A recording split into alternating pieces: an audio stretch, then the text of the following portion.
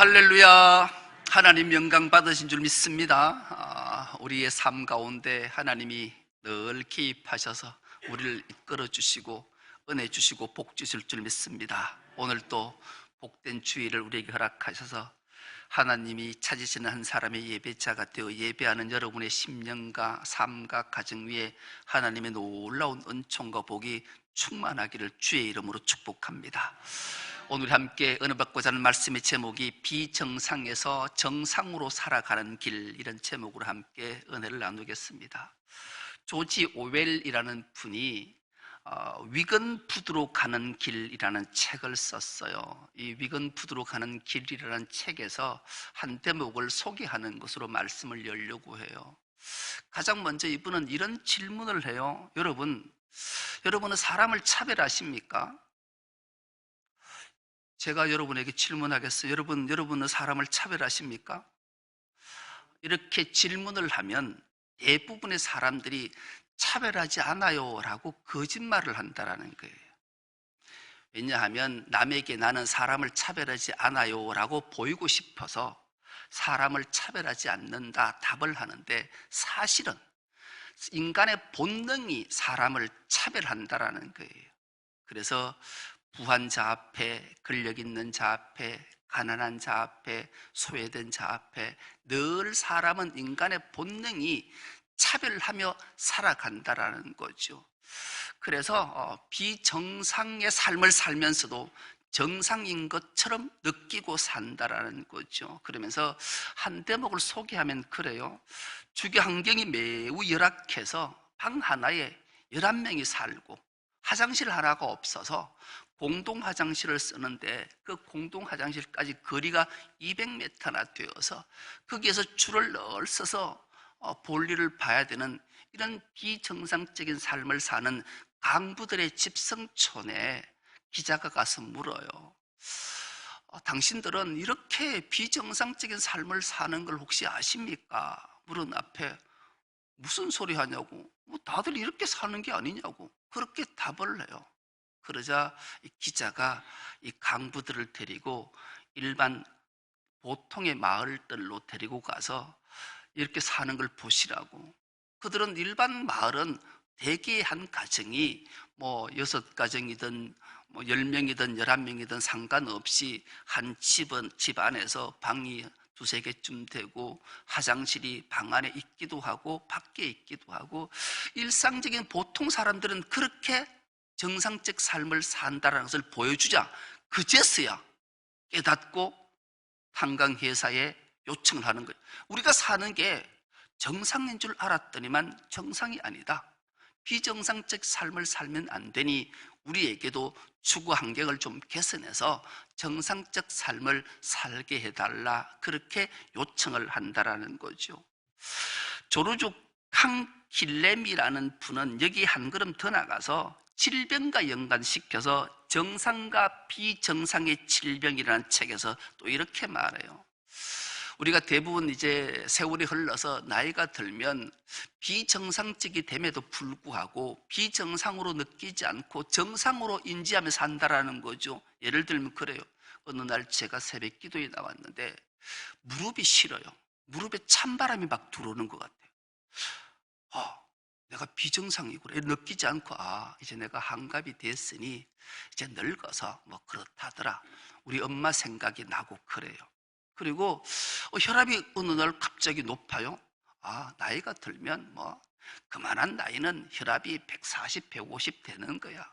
고지혈증, 콜레스테롤이 높다, 이렇게 해도 비정상임에도 불구하고 나이가 들면 다 그렇게 사는 거지 정상이라고 생각되고 그렇게 살아간다. 그래서 병을 키워서 중환자가 되어서 고치지 못하고 목숨을 잃게 되는 안타까운 현실을 맞게 된다는 거죠. 여러분, 나이와 상관없이 내 몸에 약한 부분이 생기면 비정상임을 일깨우면 운동을 하든지 약을 하든지 치료를 받든지 해서 정상으로 살려고 애를 써야 되는데, 세월 흐름 앞에 이것이 비정상임에도 불구하고 정상으로 인식하고 사는 게 문제라는 것을 우리에게 일깨워주는 이야기였어요. 성경에도 그런 일들이 많아요. 비정상임에도 불구하고 정상이라고 끊임없이 자기 합리화시키는 인간들이 있었지요. 성경에 이런 말씀이 기록이 되어져 있어요. 자기를 의롭다고 믿고 다른 사람을 멸시하는 자가 있었다. 예수님이 말씀해요. 자기를 의롭다고 믿고 남을 멸시하는 자. 그 당시에 대부분의 인간들이, 바리새인들은 이렇게 생각했어요. 자기들은 의롭다라는 게. 그래서 자기와 같지 않으면 차별하고 그를 비정상이라고 외쳤던 자들이 있었는데, 그를 예수께서는 바리새인이라고 말씀했던 거죠. 그러면서 그들을 향해 예수님이 이렇게 일침을 내셔요. 자기 눈에 들보는 깨닫지 못하고 남의 눈에 티를 밝히 보는 자들아, 이렇게 그들을 책망하셔요.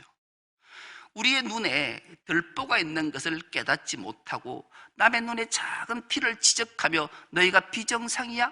그렇게 살면 안 돼? 라고 지적하는 인물이 바로 바리새인이라고 말씀하셨던 거죠. 그렇게 책망을 받고 그렇게 지적을 받으면 그들이 깨달아야 될 텐데, 그럼에도 불구하고 끝까지 그들은 자신은 정상이고 다른 사람은 비정상이라고 끊임없이 정죄하고 징벌했던 인물들.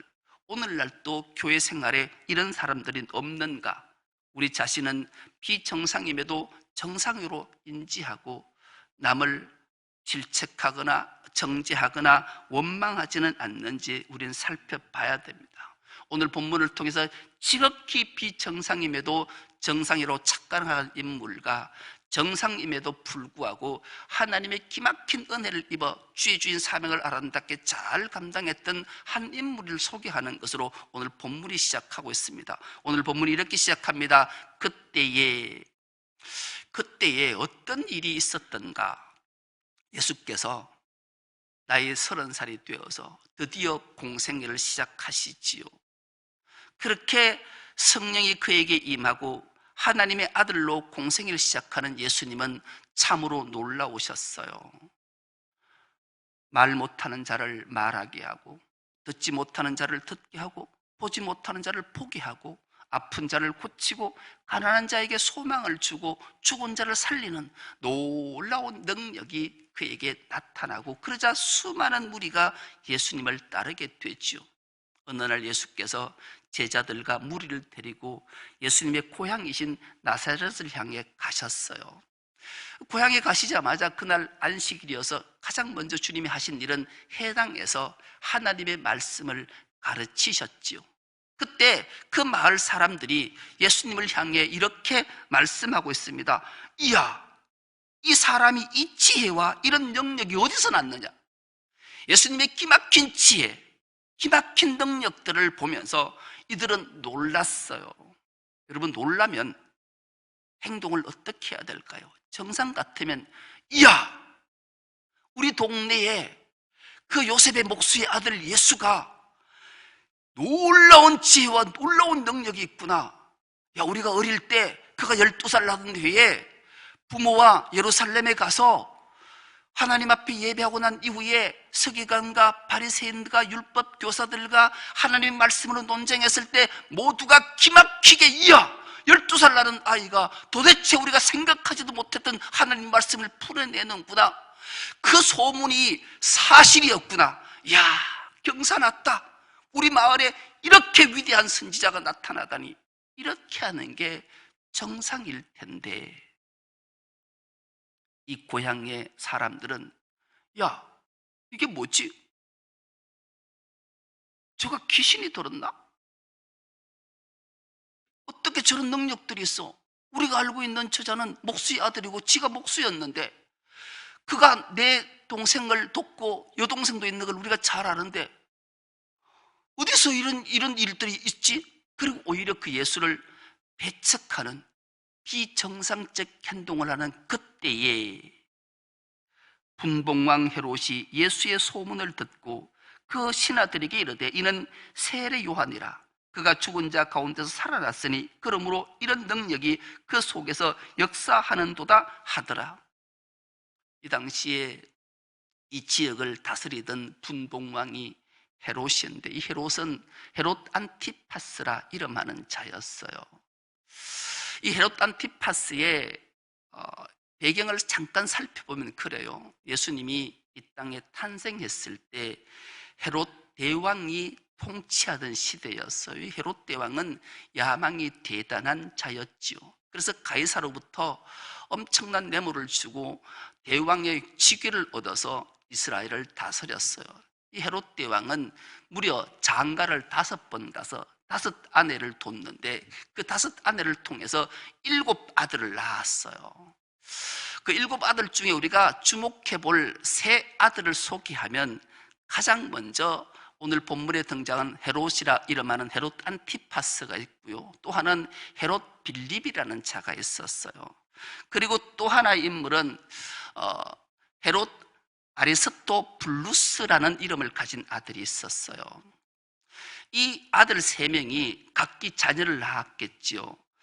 헤롯 아리스토블루스라는 아들이 딸 하나를 낳게 되는데, 그 딸 이름이 헤로디아라는 딸을 낳아요. 이 헤로디아가 자기의 삼촌인, 이복 삼촌인 헤롯 빌립에게 시집을 갔어요. 그 시집을 가서 딸을 또 하나 낳았어요. 그 딸이 살로메라는 딸을 낳아요. 이 헤롯 집안은 이게 뭐 콩가루 집안도 이런 콩가루 집안이 없어요. 삼촌하고 조카가 결혼을 하지 않나 그렇게 살아요. 그때 이 헤롯, 오늘 본문에 등장하는 헤롯 안티파스는 야망이 상당히 큰 인물이었어요. 이 인물은 야망이 컸기 때문에 요기의 분봉왕으로 족하지를 않아서 이웃나라 사바티안이라는 나라의 왕인 아레타스의 딸을 결혼을 해서 정략 결혼을 하게 돼요.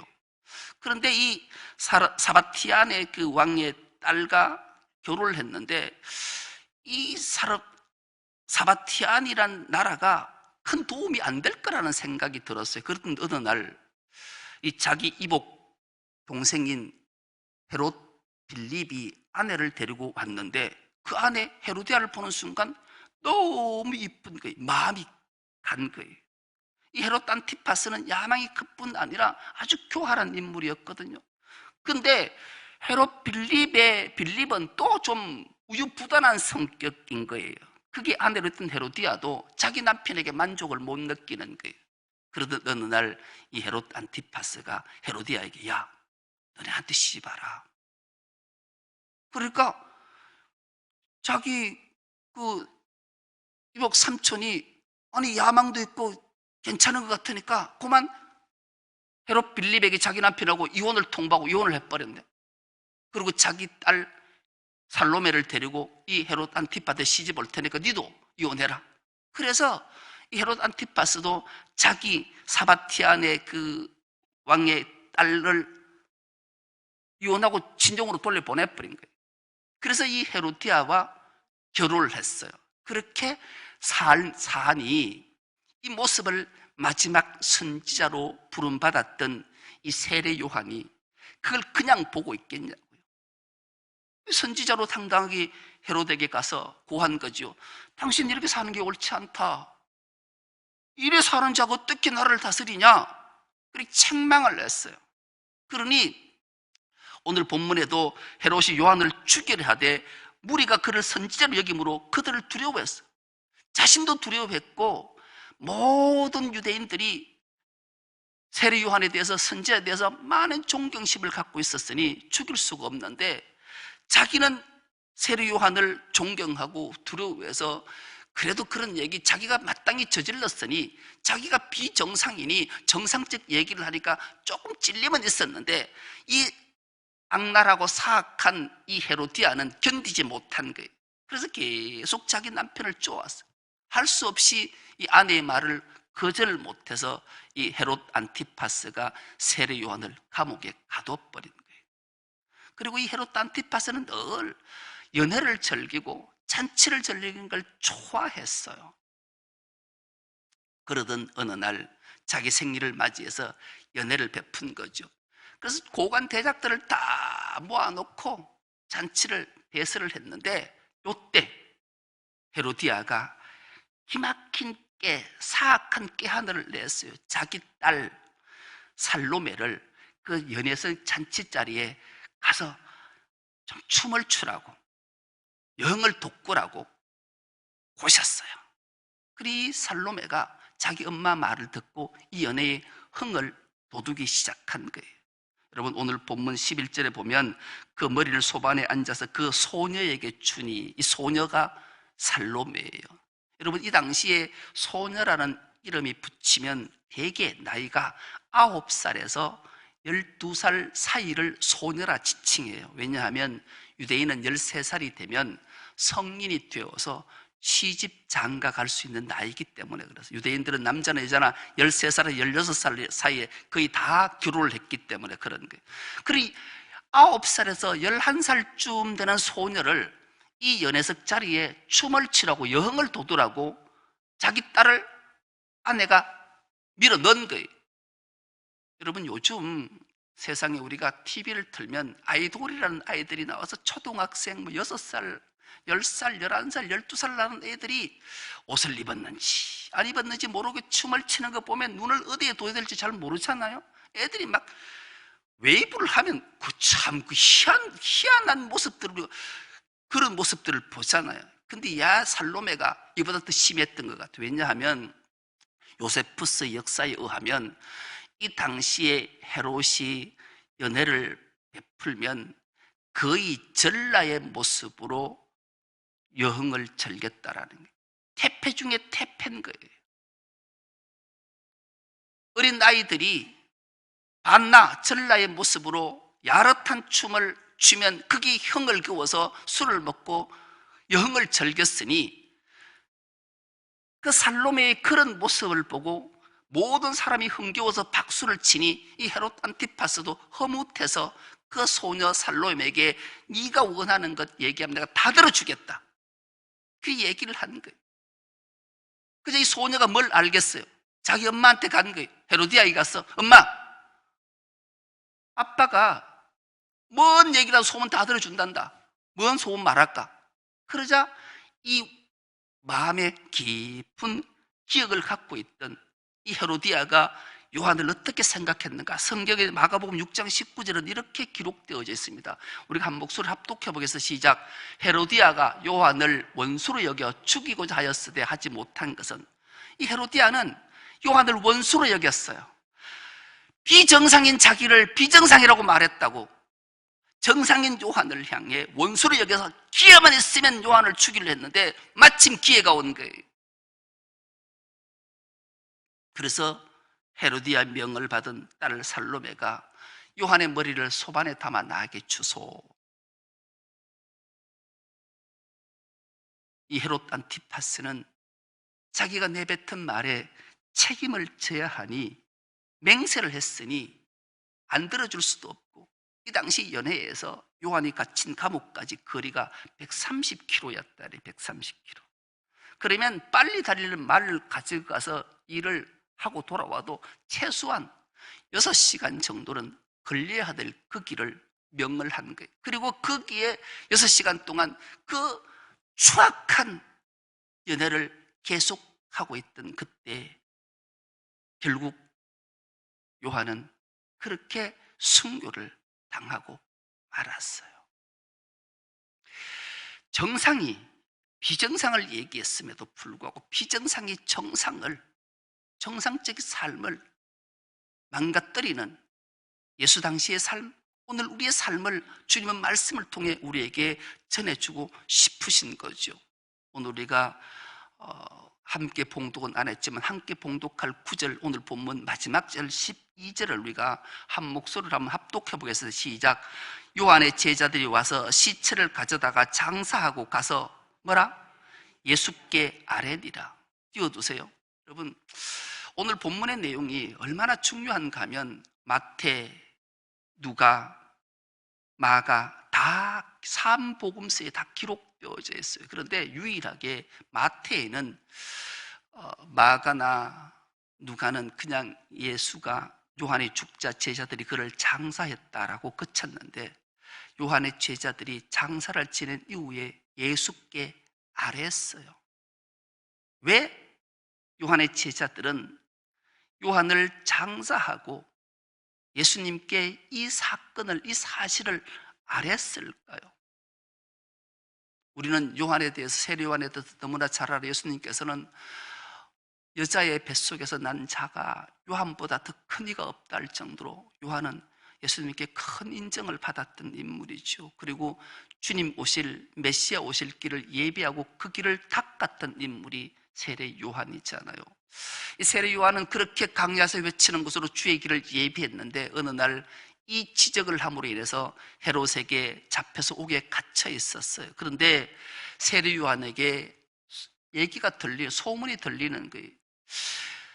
세례 요한은 메시아가 이 땅에 임하면 정의가, 공법이 하수처럼 물처럼 흐를 것이라는 확신을 가졌는데 옥에 갇혀서 소문을 들어보니 예수의 소문은 그런 거예요. 예수님이 가난한 자들하고 어울려 지낸다. 그리고 병든 자를 고친다. 그리고 죄인의 친구다. 이런 소문이 요한에게 들려요. 요한이 기대했던 메시아와 메시아로 오신 예수님의 소문의 행적은 요한이 이해가 되지 않는 거예요. 그래서 요한이 제자들을 불렀어요. 얘들아, 너가 예수께 가서 한번 물어봐라. 당신이 오실 메시아입니까? 아니면 우리가 또 다른 메시아를 기다려야 됩니까? 그래서 요한의 제자들이 가장 먼저 예수를 찾아와서 질문을 했어요. 그때 예수님이 이렇게 답하신 내용이 마태복음 11장 2절에서 6절인데 이 말씀도 우리가 한 목소리를 한번 합독해 보겠습니다. 마태복음 11장 2절에서 6절까지입니다.